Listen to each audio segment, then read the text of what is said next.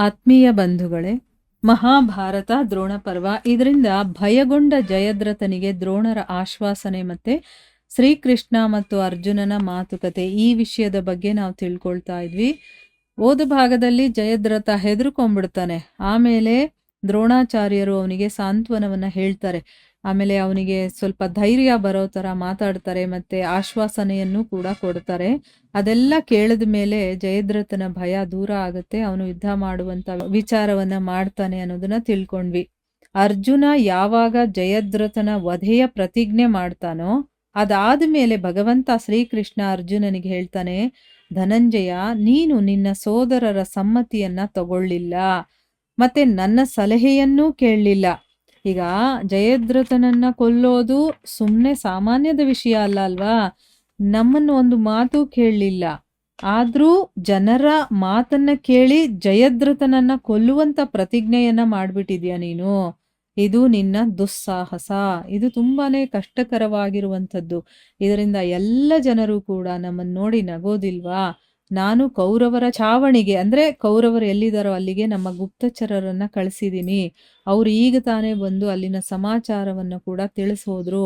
ಯಾವಾಗ ನೀನು ಸಿಂಧೂರಾಜನನ್ನ ವಧಿಸುವಂತ ಪ್ರತಿಜ್ಞೆಯನ್ನ ಮಾಡಿದ್ಯೋ ಅದೇ ಸಮಯದಲ್ಲಿ ಇಲ್ಲಿ ರಣಭೇರಿಯನ್ನ ನುಡಿಸಿದ್ರು ಅಲ್ವಾ? ಇಲ್ಲೆಲ್ಲರೂ ಸೇರ್ಕೊಂಡು ಅದನ್ನ ನುಡಿಸಿದ್ರು. ಮತ್ತೆ ಸಿಂಹನಾದವನ್ನೂ ಕೂಡ ಮಾಡಿದ್ವಿ ನಾವೆಲ್ಲರೂ ಸೇರಿ.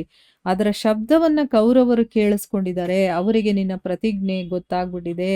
ಇದರಿಂದ ದುರ್ಯೋಧನನ ಮಂತ್ರಿ ಇದಾನಲ್ಲ, ಅವನು ಉದಾಸೀನನಾಗಿದ್ದಾನೆ, ಮತ್ತೆ ಭಯಭೀತರಾಗಿದ್ದಾರೆ. ಜಯದ್ರಥ ಕೂಡ ಬಹಳ ದುಃಖಿತನಾಗಿದ್ದಾನೆ. ಮತ್ತೆ ರಾಜಸಭೆಗೆ ಹೋಗಿ ದುರ್ಯೋಧನನಿಗೆ ಹೇಳಿದಾನೆ. ಅಂದ್ರೆ ಅವನು ಏನ್ ಹೇಳ್ದ ಜಯದ್ರಥ ಹೋಗಿ ದುರ್ಯೋಧನನಿಗೆ ಅಂತ ಹೇಳ್ತಾ ಇದಾರೆ ಇಲ್ಲಿ. ಜಯದ್ರಥ ಹೇಳ್ತಾನೆ, ರಾಜನೇ, ಅರ್ಜುನ ನನ್ನನ್ನೇ ತನ್ನ ಮಗನ ಹಂತಕ ಅಂತ ತಿಳ್ಕೊಂಡಿದ್ದಾನೆ. ನಾನ್ ಕೊಂದಿಲ್ಲ ಅಂದ್ರು ನನ್ನಿಂದಾನೇ ಅವನು ಕೊಂದಿದ್ದು ಅಂತ ಅವನು ತಿಳ್ಕೊಂಡಿದ್ದಾನೆ. ಅದಕ್ಕೋಸ್ಕರ ಅವನು ತನ್ನ ಸೈನ್ಯದ ಮಧ್ಯದಲ್ಲಿ ನಿಂತು ನನ್ನನ್ನ ಕೊಲ್ಲುವಂತ ಪ್ರತಿಜ್ಞೆಯನ್ನ ಮಾಡಿದಾನೆ. ಇದು ಸವ್ಯಸಾಚಿಯ ಪ್ರತಿಜ್ಞೆಯಾಗಿದೆ. ಅಂದ್ರೆ ಇದು ಅರ್ಜುನನನ್ನ ಸವ್ಯಸಾಚಿ ಅಂತ ಕೂಡ ಕರೀತಾರೆ. ಇದನ್ನ ದೇವತೆಗಳು, ಗಂಧರ್ವರು, ಅಸುರರು, ನಾಗರು ಮತ್ತೆ ರಾಕ್ಷಸರು ಕೂಡ ಎದುರಿಸೋದಕ್ಕೆ ಸಾಧ್ಯ ಇಲ್ಲ. ನಿಮ್ಮ ಸೈನ್ಯದಲ್ಲಿ ನನಗೆ ಯಾವ ಧನುರ್ಧಾರಿಗಳೂ ಕಾಣಿಸ್ತಾ ಇಲ್ಲ. ಅಂದ್ರೆ ಈ ಒಂದು ಮಹಾಯುದ್ಧದಲ್ಲಿ ತಮ್ಮ ಅಸ್ತ್ರಗಳಿಂದ ಅರ್ಜುನನ ಅಸ್ತ್ರಗಳನ್ನ ನಿವಾರಣೆ ಮಾಡುವಂತಹ ಯಾವ ಧನುರ್ಧಾರಿಗಳೂ ಕಾಣಿಸ್ತಾ ಇಲ್ಲ. ನನ್ನ ವಿಶ್ವಾಸ ಏನಪ್ಪಾ ಅಂತಂದ್ರೆ, ಶ್ರೀಕೃಷ್ಣನ ಸಹಾಯವನ್ನ ಪಡೆದು ಅರ್ಜುನ ದೇವತೆಗಳ ಸಹಿತ 3 ಲೋಕಗಳನ್ನು ಕೂಡ ನಾಶ ಮಾಡಬಲ್ಲ. ಅಂದ್ರೆ ಅವನಿಗಷ್ಟು ಕೆಪಾಸಿಟಿ ಇದೆ, ಅಷ್ಟು ಅವನು ಬಲಶಾಲಿ ಅಂತ ಹೇಳೋದು. ಕೃಷ್ಣನ ಒಂದು ಸಹಾಯ ಇದ್ಬಿಟ್ಟು ಅಂದ್ರೆ ಅರ್ಜುನ 3 ಲೋಕಗಳನ್ನು ಕೂಡ ನಾಶ ಮಾಡಬಲ್ಲ. ಆದ್ರಿಂದ ನಾನಿಲ್ಲಿಂದ ಹೋಗುವಂತ ಆಜ್ಞೆಯನ್ನ ಕೇಳ್ತೀನಿ.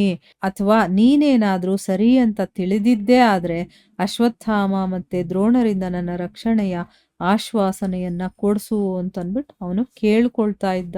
ಈ ವಿಷಯ ನಮಗೆ ಗೊತ್ತಾಗಿದೆ ಅಂತ ಹೇಳ್ತಾನೆ. ಆಗ ದುರ್ಯೋಧನ ಸ್ವತಃ ಹೋಗಿ ದ್ರೋಣಾಚಾರ್ಯರನ್ನ ಬಹಳವಾಗಿ ಪ್ರಾರ್ಥನೆ ಮಾಡ್ಕೊಳ್ತಾನೆ. ಜಯದ್ರಥನ ರಕ್ಷಣೆಯ ಸಂಪೂರ್ಣ ಪ್ರಬಂಧವನ್ನ ಮಾಡಿಕೊಳ್ಳಲಾಗಿದೆ. ಅಂದ್ರೆ ಅವನನ್ನ ನಾವು ಉಳಿಸ್ಲೇಬೇಕು, ರಕ್ಷಣೆ ಮಾಡಲೇಬೇಕು ಅಂತ ಅದಕ್ಕೆ ಏನೇನ್ ಬೇಕೋ ಅದೆಲ್ಲ ತಯಾರಿಗಳನ್ನು ಕೂಡ ಅವರು ಮಾಡ್ಕೊಂಡಿದ್ದಾರೆ. ರಥವನ್ನು ಕೂಡ ಸಜ್ಜುಗೊಳಿಸ್ಕೊಂಡಿದ್ದಾರೆ.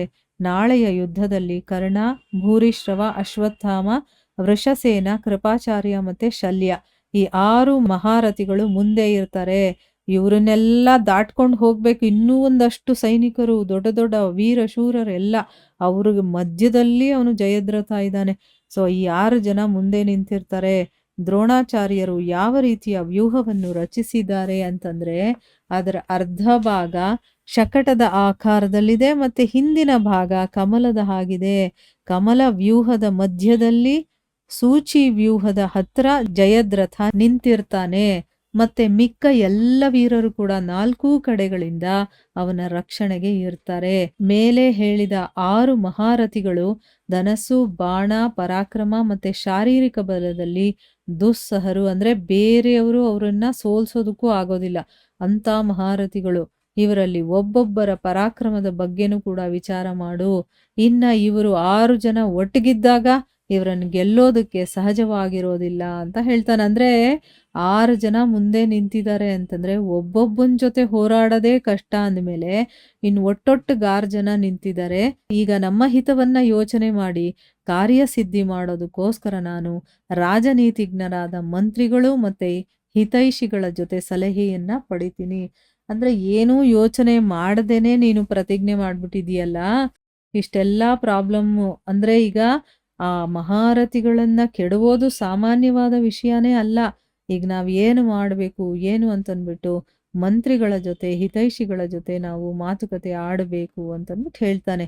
ಆಗ ಅರ್ಜುನ ಹೇಳ್ತಾನೆ, ಮಧುಸೂದನನೇ, ಕೌರವರ ಮಹಾರಥಿಗಳಲ್ಲಿ ಯಾರನ್ನು ನೀವು ಬಲದಲ್ಲಿ ಅಧಿಕ ಅಂತ ತಿಳ್ಕೊಂಡಿದ್ಯೋ ಅವರ ಪರಾಕ್ರಮವನ್ನ ನಾನು ನನ್ನ ಪರಾಕ್ರಮದಲ್ಲಿ ಅರ್ಧದಷ್ಟು ಅಂತ ಕೂಡ ತಿಳ್ಕೊಳ್ಳೋದಿಲ್ಲ. ಅಂದ್ರೆ ಅವರು ನನ್ನ ಅರ್ಧಕ್ಕೂ ಸಮಾನ ಇಲ್ಲ ಅಂತ ಅಂದ್ಬಿಟ್ಟು ಸಾಧ್ಯ, ರುದ್ರ, ವಸು, ಅಶ್ವಿನಿ ಕುಮಾರ, ಇಂದ್ರ, ವಾಯು, ವಿಶ್ವದೇವ, ಗಂಧರ್ವ, ಪಿತೃ, ಗರುಡ, ಸಮುದ್ರ, ಈ ಪೃಥ್ವಿ, ದಿಕ್ಕುಗಳು, ದಿಕ್ಪಾಲಕರು, ಊರಿನ ಜನರು, ಕಾಡಿನ ಪ್ರಾಣಿಗಳು ಮತ್ತೆ ಸಂಪೂರ್ಣ ಚರಾಚರ ಪ್ರಾಣಿಗಳು ಸಿಂಧೂರಾಜನ ರಕ್ಷಣೆಗಾಗಿ ಬಂದರೂ ಕೂಡ ನಾನು ಸತ್ಯ ಮತ್ತು ಆಯುಧಗಳ ಶಪಥವನ್ನ ಮಾಡಿ ಹೇಳ್ತೀನಿ, ನಾಳೆ ನೀವು ಜಯದ್ರಥನನ್ನ ನನ್ನ ಬಾಣಗಳಿಂದ ಸತ್ತಿರೋದನ್ನ ನೋಡ್ತೀರಾ.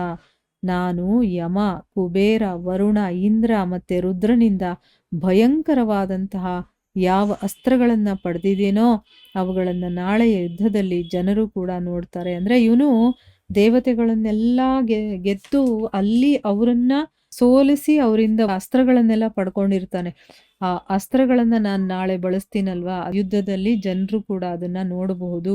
ಜಯದ್ರಥನ ರಕ್ಷಕರು ಯಾವ ಯಾವ ಅಸ್ತ್ರಗಳನ್ನು ಬಿಡ್ತಾರೋ ಅವುಗಳನ್ನೆಲ್ಲ ನಾನು ಬ್ರಹ್ಮಾಸ್ತ್ರದಿಂದ ಕತ್ತರಿಸ್ಬಿಡ್ತೀನಿ. ಕೇಶವ, ನಾಳೆ ಈ ಪೃಥ್ವಿಯ ಮೇಲೆ ನನ್ನ ಬಾಣಗಳಿಂದ ಕತ್ತರಿಸಲ್ಪಟ್ಟಿರುವಂತಹ ರಾಜರ ಮಸ್ತಕಗಳು ಹಾಸಿರೋದನ್ನ, ಅಂದ್ರೆ ಹಾಸಿರೋ ಹಾಗೆ ಬಿದ್ದಿರೋದನ್ನ ನೀವು ಕೂಡ ನೋಡ್ತೀರಾ. ಋಷಿಕೇಶ, ಗಾಂಡೀವದಂತಹ ದಿವ್ಯ ಧನಸ್ಸಿದೆ ನನಗೆ, ನಾನು ಯೋಧನಾಗಿದ್ದೀನಿ, ಮತ್ತೆ ನೀವೇ ನನಗೆ ಸಾರಥಿಯಾಗಿದ್ದೀರಾ. ಇದೆಲ್ಲ ಇರಬೇಕಾದ್ರೆ ನಾನು ಯಾರನ್ನು ಗೆಲ್ಲೋದಕ್ಕಾಗೋದಿಲ್ಲ. ಭಗವಂತ ನಿಮ್ಮ ಕೃಪೆಯಿಂದ ಈ ಯುದ್ಧದಲ್ಲಿ ನನಗೆ ದುರ್ಲಭವಾಗಿರುವಂಥದ್ದು ಏನಿದೆ ಅಂದ್ರೆ ನೀನಿದ್ಮೇಲೆ, ನಿನ್ನ ಅನುಗ್ರಹ ನನ್ನಿದ್ಮೇಲೆ ನನಗಾಗದೇ ಇರುವಂಥ ಕೆಲಸನೇ ಇಲ್ಲ ಅಂತ ಅಂದ್ಬಿಟ್ಟು ಹೇಳ್ತಾ ಇದ್ದಾನೆ. ನಿಮಗೆ ಗೊತ್ತೇ ಇದೆ ನನಗೆ ಯಾವುದು ದುರ್ಲಭವಾಗಿರುವಂಥದ್ದಿಲ್ಲ, ಯಾಕಂದ್ರೆ ನೀವು ನನ್ನ ಜೊತೆ ಇದ್ದೀರಾ. ನಿಮ್ಮ ಒಂದು ಅನುಗ್ರಹ ನನ್ನ ಮೇಲಿದೆ. ಶತ್ರು ನನ್ನ ವೇಗವನ್ನ ಸಹಿಸ್ಕೊಳ್ಳೋದಕ್ಕಾಗೋದಿಲ್ಲ, ಆದರೂ ಕೂಡ ನನ್ನನ್ನು ಯಾಕೆ ನೀನು ಲಜ್ಜೆಗೊಳಿಸ್ತಾ ಇದೀಯಾ ಅಂತಂದ್ರೆ, ಯಾಕೆ ನೀನು ಹೀಗೆ ಮಾಡಿದೆ ಅಂತ ಹೇಳ್ತಾ ಇದ್ದೀರಲ್ಲ, ಯಾಕೆ ಆ ರೀತಿ ಹೇಳ್ತಾ ಇದ್ದೀರಾ? ಬ್ರಾಹ್ಮಣರಲ್ಲಿ ಸತ್ಯ, ಸಾಧುಗಳಲ್ಲಿ ನಮ್ರತೆ ಮತ್ತೆ ಯಜ್ಞದಲ್ಲಿ ಲಕ್ಷ್ಮಿ ಇರೋದು ಹೇಗೆ ನಿಶ್ಚಿತನೋ ಅದೇ ರೀತಿ ಎಲ್ಲಿ ನಾರಾಯಣನಿರ್ತಾನೋ ಅಲ್ಲಿ ವಿಜಯ ನಿಶ್ಚಿತ. ನಾಳೆ ಬೆಳಗಾಗಿದ ತಕ್ಷಣ ನನ್ನ ರಥ ತಯಾರಾಗಿರ್ಲಿ, ಈ ರೀತಿಯ ಒಂದು ವ್ಯವಸ್ಥೆಯನ್ನ ನೀವು ಮಾಡ್ಕೊಳ್ಳಿ. ಯಾಕೆಂದ್ರೆ ನಮ್ಮ ಮೇಲೆ ಬಹಳ ದೊಡ್ಡ ಕೆಲಸ ಒಂದು ಬಂದಿದೆ ಈಗ. ಅಂದ್ರೆ ನಾಳೆದು ನಾನು ಏನು ಪ್ರತಿಜ್ಞೆ ಮಾಡಿದ್ದೀನೋ ಅದನ್ನ ಮಾಡಿ ಮುಗಿಸ್ಲೇಬೇಕಲ್ವಾ, ಅದು ಒಂದು ದೊಡ್ಡ ಕೆಲಸ. ಅದಕ್ಕೋಸ್ಕರ ರಥ ಅದೆಲ್ಲ ಸರಿಯಾದ ರೀತಿಯಲ್ಲಿ ತಯಾರಾಗಿರ್ಬೇಕು, ಆ ರೀತಿ ವ್ಯವಸ್ಥೆ ಮಾಡ್ಕೊಳ್ಳಿ ಅಂತಂದ್ಬಿಟ್ಟು ಕೃಷ್ಣ ತನ್ನ ಸಾರಥಿಯಾಗಿದ್ದಾನಲ್ವಾ, ಅದಕ್ಕೋಸ್ಕರ ಅವನಿಗೆ ಹೇಳ್ತಾ ಇದ್ದಾನೆ. ಸೊ ಮುಂದೇನಾಗುತ್ತೆ ಅಂತ ನಾವು ಮುಂದಿನ ಭಾಗದಲ್ಲಿ ತಿಳ್ಕೊಳ್ಳೋಣ. ಹರೇ ಕೃಷ್ಣ.